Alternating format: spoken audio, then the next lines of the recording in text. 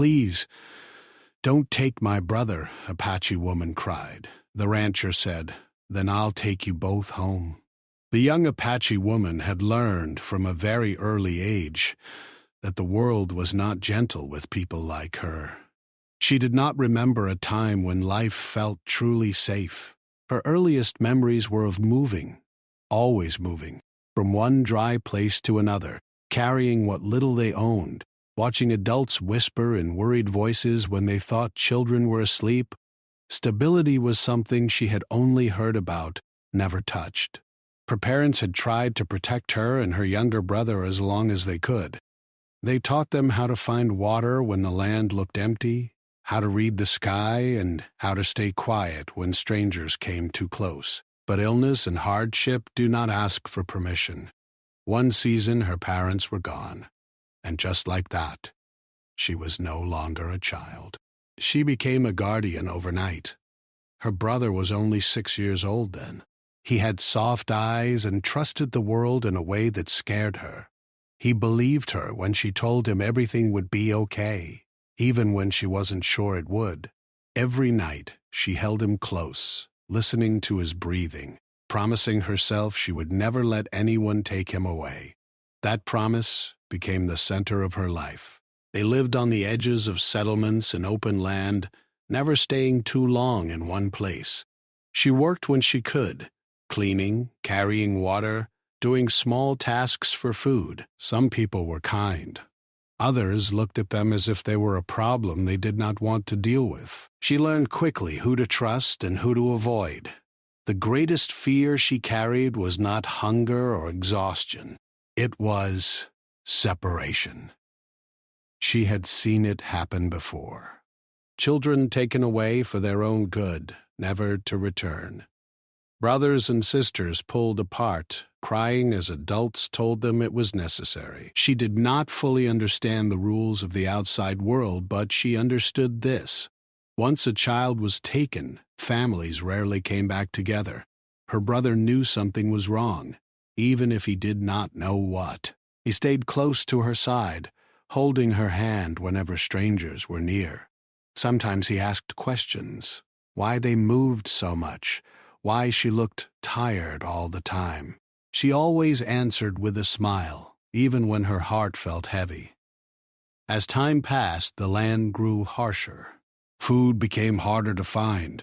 Her brother's shoes were worn thin, and her own clothes showed the marks of long use. Still, she refused to give up. Each day she told herself, just one more day. Let's keep him safe today.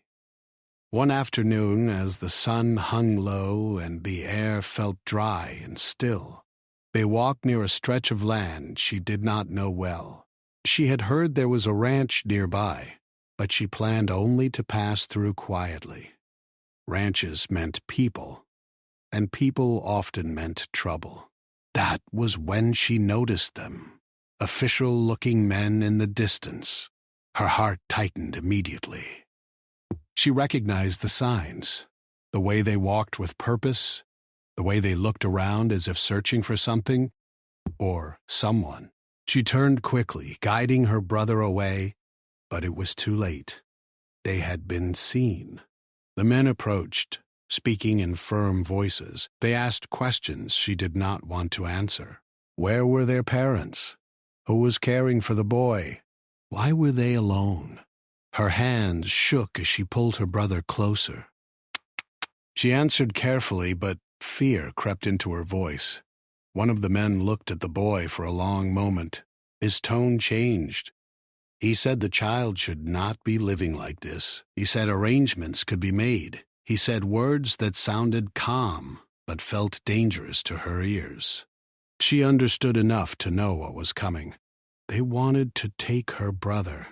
Her breath caught in her chest. She stepped in front of the boy, shielding him with her body. She begged them to listen. She told them she was his family. She promised she would work harder, go anywhere they said, do whatever was required. Just not this. Her brother began to cry quietly, gripping her clothing. The sound broke something inside her. She fell to her knees, her voice shaking as she pleaded. She was not asking for comfort or kindness. She was asking for the one thing that mattered. Please, don't take my brother. Her words echoed in the open air, raw and desperate. For a moment, the men hesitated, exchanging glances.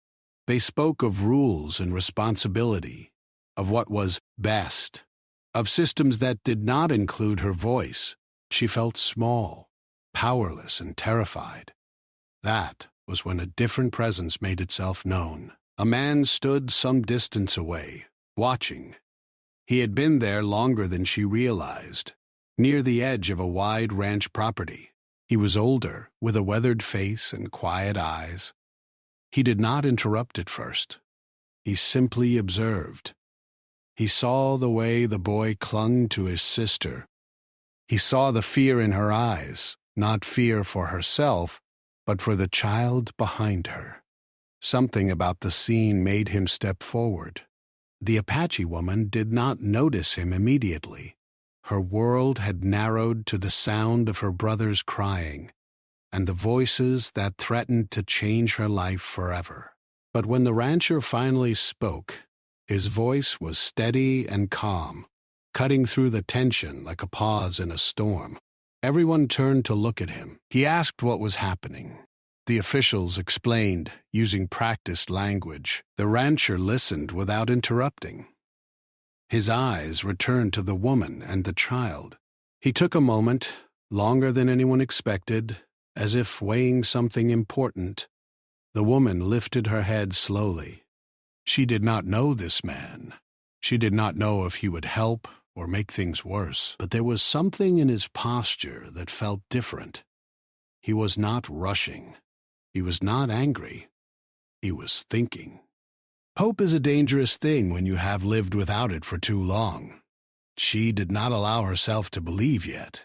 She only held her brother tighter and waited, her heart pounding, knowing that whatever happened next would change everything. This was only the beginning.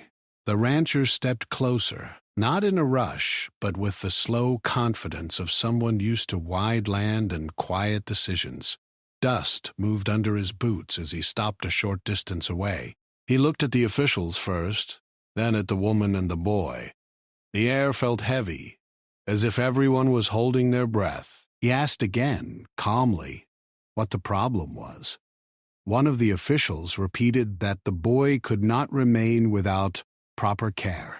He said there were places meant for children like him, places that would provide food, shelter, and education. His voice sounded reasonable, but the woman heard only the meaning behind the words. Separation, loss, a door closing forever. The rancher listened without arguing. When the official finished, the rancher nodded once, slowly. Then he asked a simple question. He asked why the sister did not count as family. The question hung in the air, unanswered at first. The official replied that rules were rules. He said responsibility required structure. He said the sister was too young, too poor, too uncertain. Each word felt like a stone added to the woman's chest. She lowered her head again, tears falling silently onto the dry ground. The boy tightened his grip on her arm. He whispered her name, afraid she might disappear if he let go. She pressed her forehead against his hair and breathed him in, trying to stay steady. Ah, ah, ah, ah, ah. She told him softly that she was there. She would always be there. The rancher noticed this. He noticed how the woman did not beg for herself, only for the child. He noticed how the boy did not look at the officials at all, only at his sister, as if she was the only safe place left in the world. The rancher cleared his throat. He said he owned the nearby land. He said he had work, food, and a house that was not full. He said if care and supervision were the concern, then he could provide both. He spoke plainly, without drama, as if offering shelter during a storm. The officials looked surprised.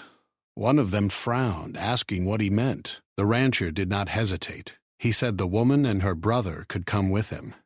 He would take responsibility for both of them. They would stay together. The woman lifted her head sharply. For a moment she thought she had misunderstood. Her eyes searched his face, looking for mockery or hidden danger. She found neither. His expression was serious, thoughtful, and steady. The officials began to object. They spoke of paperwork, of process, of what was proper. The rancher listened again. He did not raise his voice.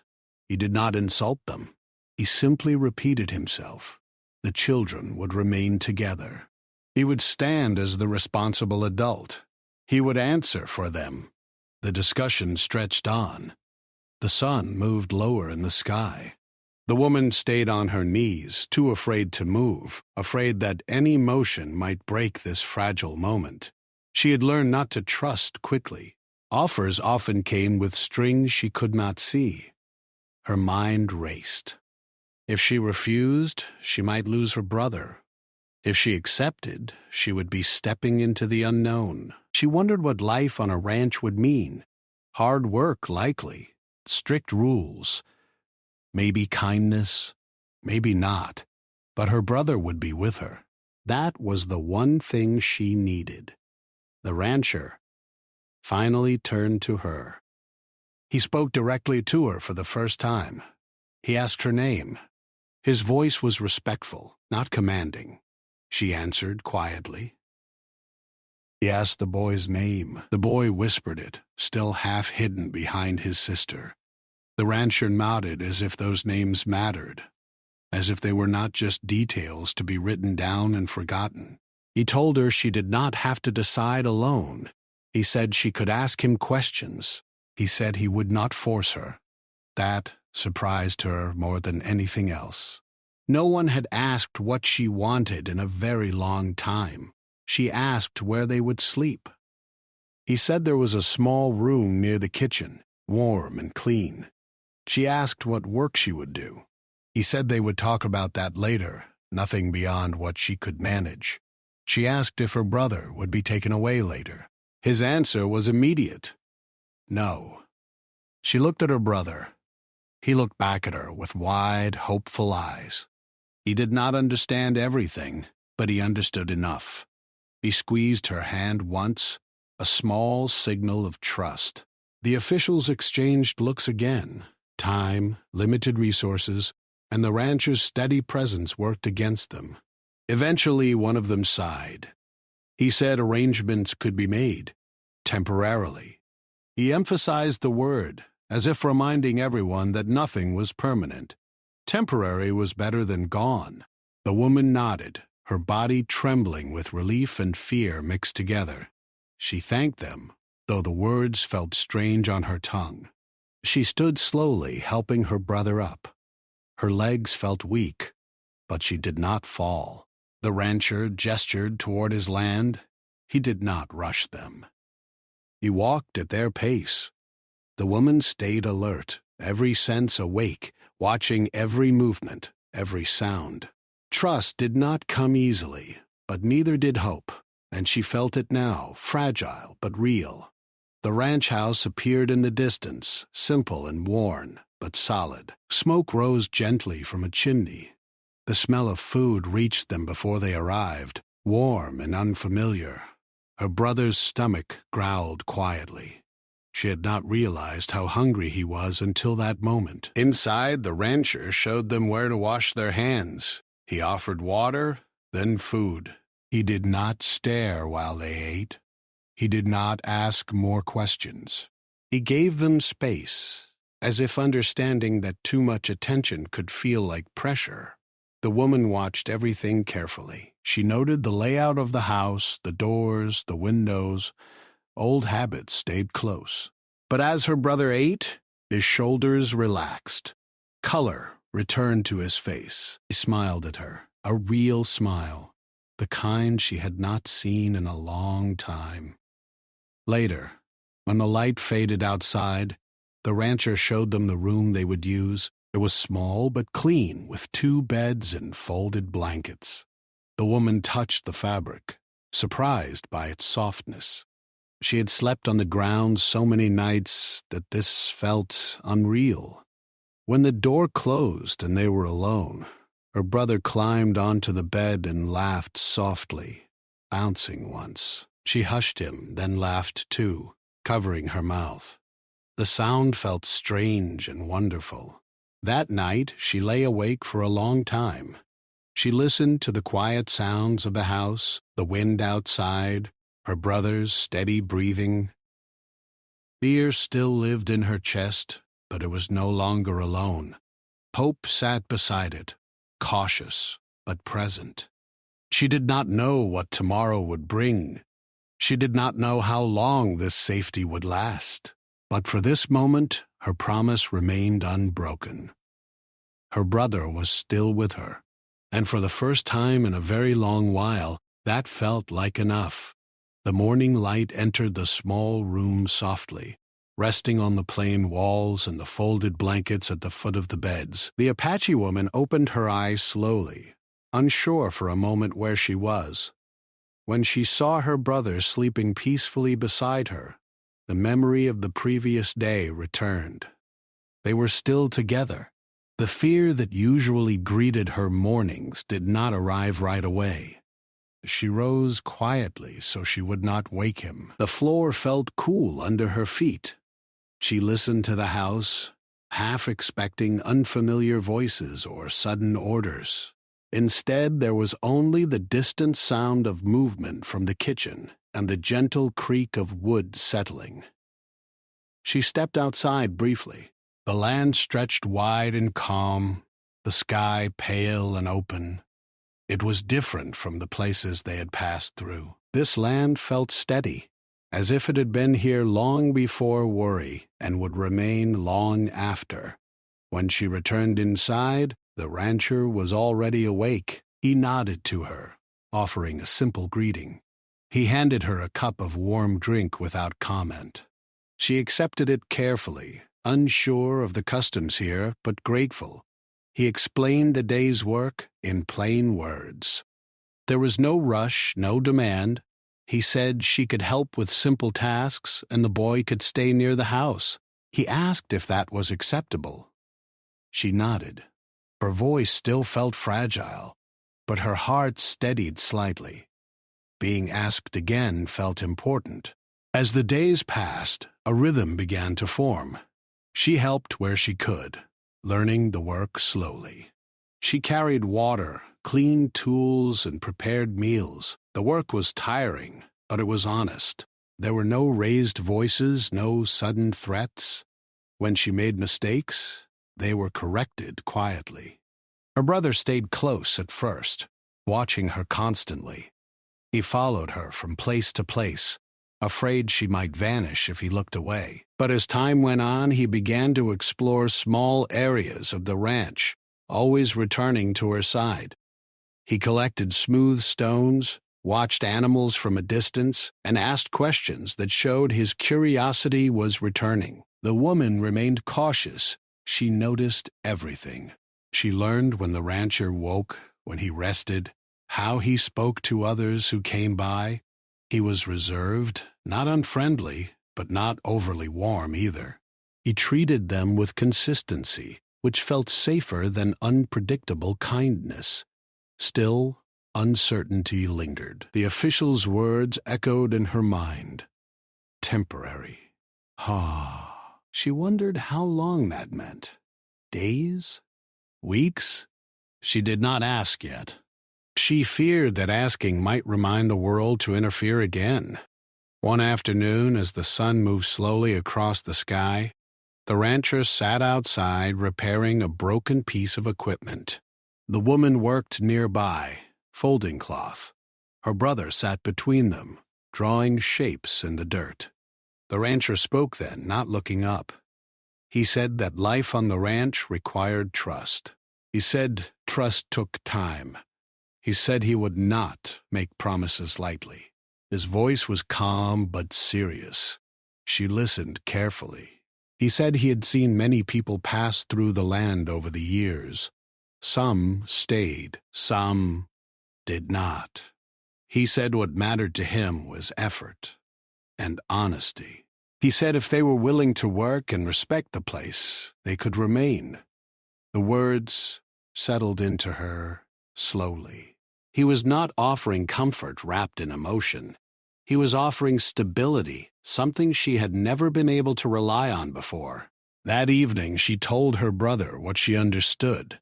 He listened closely, nodding as if he understood more than his years suggested. He asked if they could stay for a long time. She told him they would do their best. He smiled and said that was enough. Despite the calm, memories returned at night. She dreamed of running, of calling his name, of empty spaces where he should be. She woke often, checking to make sure he was still there. Each time relief washed over her again. She began to notice small changes in herself. She stood straighter. Her hands shook less. She allowed herself to eat without counting every bite. She laughed once, softly, at something her brother said, and the sound surprised her. The rancher noticed too, though he did not comment. Instead, he trusted her with more responsibility.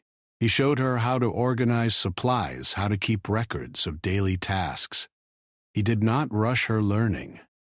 He waited. One day, a visitor arrived at the ranch. The woman froze at the sound of unfamiliar voices. Her body tensed instantly, ready to shield her brother. The rancher noticed and gently motioned for her to stay inside. The visitor spoke with the rancher for some time. Their voices drifted through the open window, low and indistinct. The woman held her breath, listening for danger that did not come. When the visitor left, the rancher came inside. He explained that it was someone checking on local properties. He told her there was nothing to worry about. His reassurance was not dramatic, but it was steady. Trust, she realized, was being built in small, careful steps.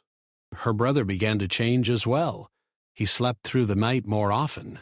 He asked about learning to read and write, things he had only heard about.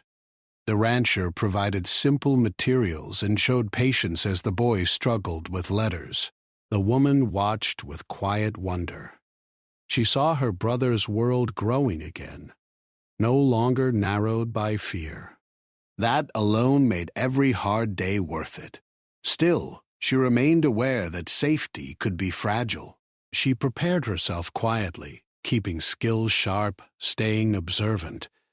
Hope did not mean forgetting reality. It meant choosing to stand within it.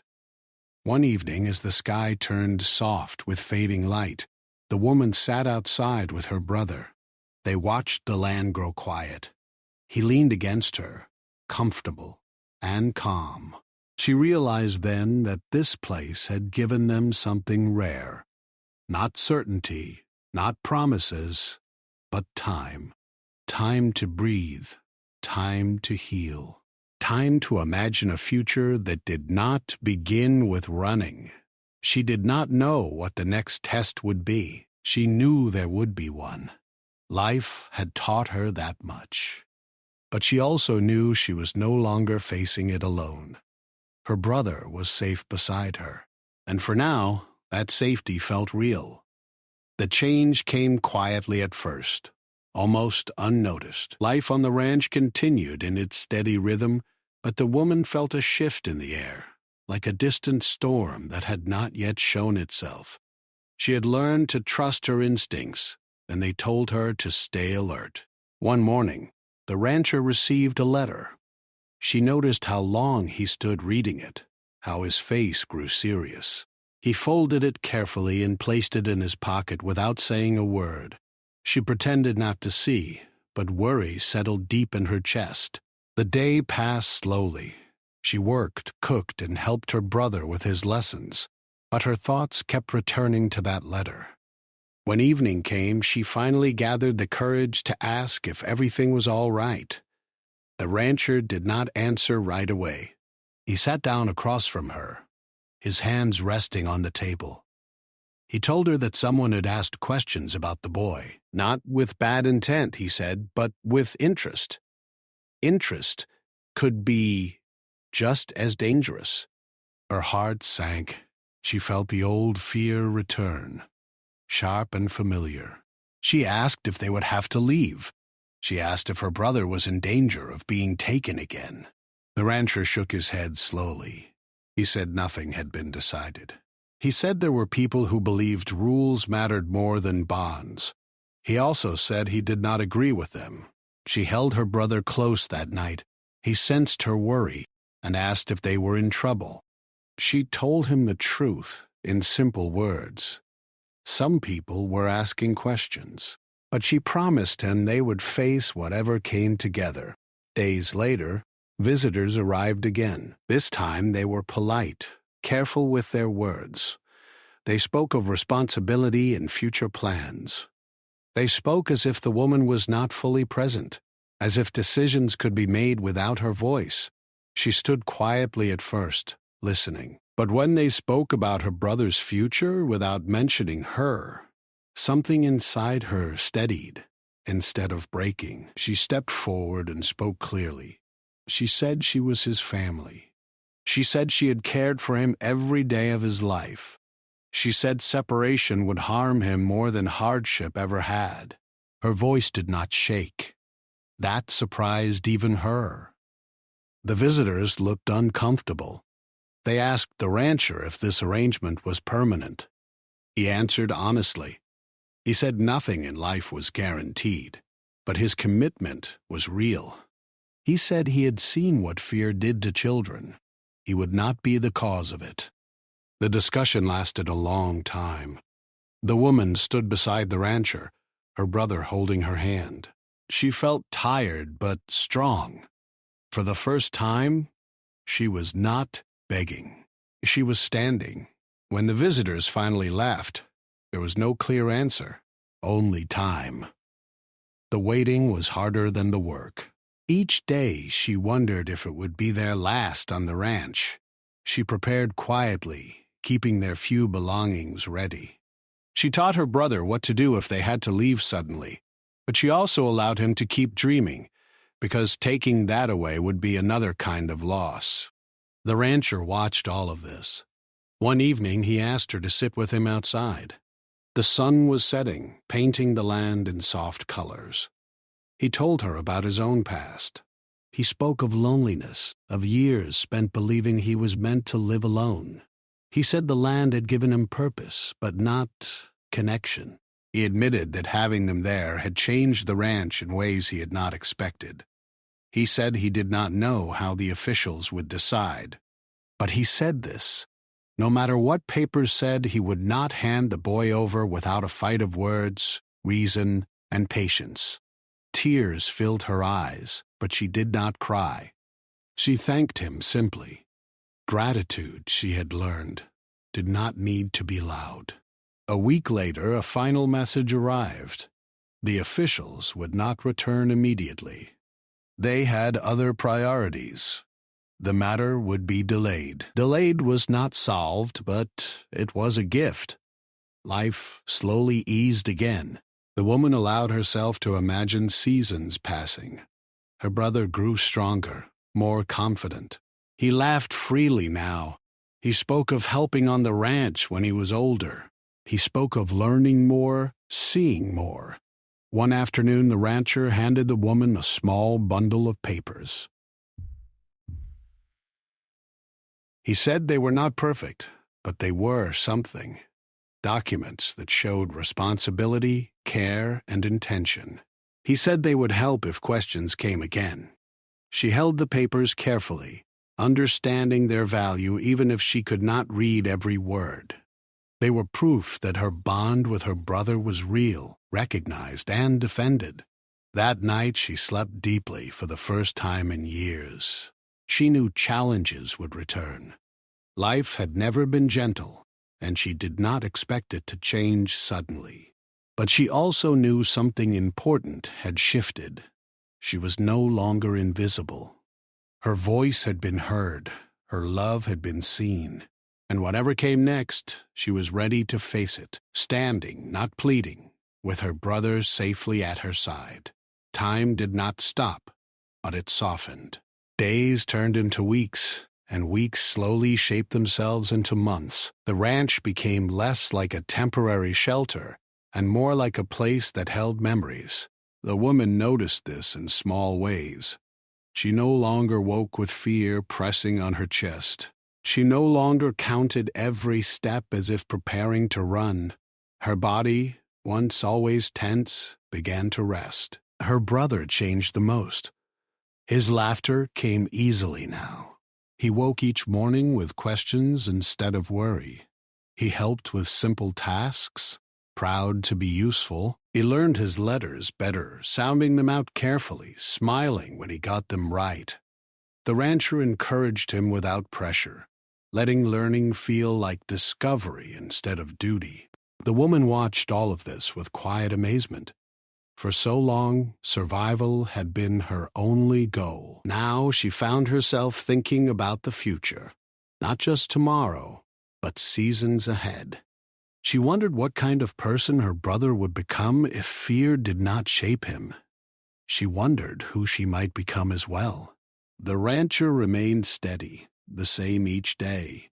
He did not suddenly turn warm or distant. His consistency became its own form of kindness.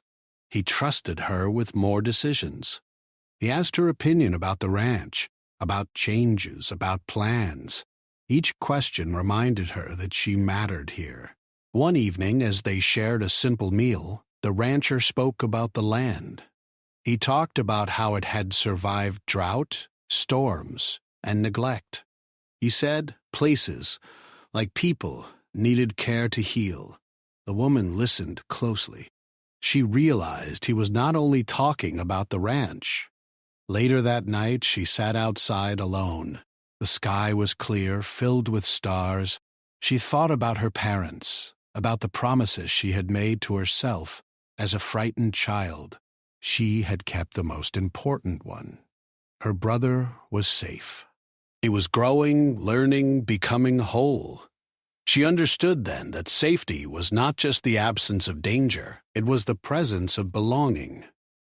The final confirmation came quietly, without ceremony. A letter arrived stating that no further action would be taken. The arrangement would stand. No immediate review, no demands. The words were plain, but their meaning was powerful. The rancher handed her the letter and waited. She read it slowly, her hands trembling. When she reached the end, she sat down, overcome not with joy, but with relief so deep it felt like release. She pressed the paper to her chest and closed her eyes. Her brother noticed and ran to her, and she told him they were staying, that no one was coming to take him away. He stared at her for a moment, then smiled wider than she had ever seen. He wrapped his arms around her, laughing, his joy light and free.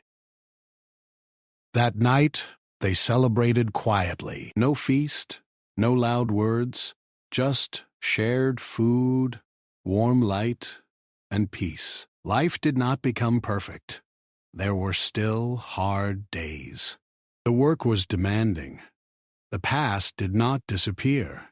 Sometimes memories returned without warning. But now, when they did, they were met with support instead of silence. The woman found herself teaching her brother stories from their culture. Stories her parents had once shared. She spoke them softly, making sure they were not forgotten. The rancher listened sometimes, respectful and curious. The sharing felt right. Years later, people would speak of the ranch as a place where kindness had changed lives. But at the time, it did not feel like something grand. It felt like daily choices, like listening, like standing firm when it mattered. The woman grew into herself. She learned confidence without losing humility. She learned that strength could be gentle. Her brother grew into a thoughtful young person, shaped not by fear, but by care and consistency. And the rancher, once alone, found his life filled with purpose beyond land and labor. None of them planned this path. It began with a cry of fear and a simple choice, but it ended with something rare, a family formed not by force or rule, but by compassion. And that, more than anything, became their true home.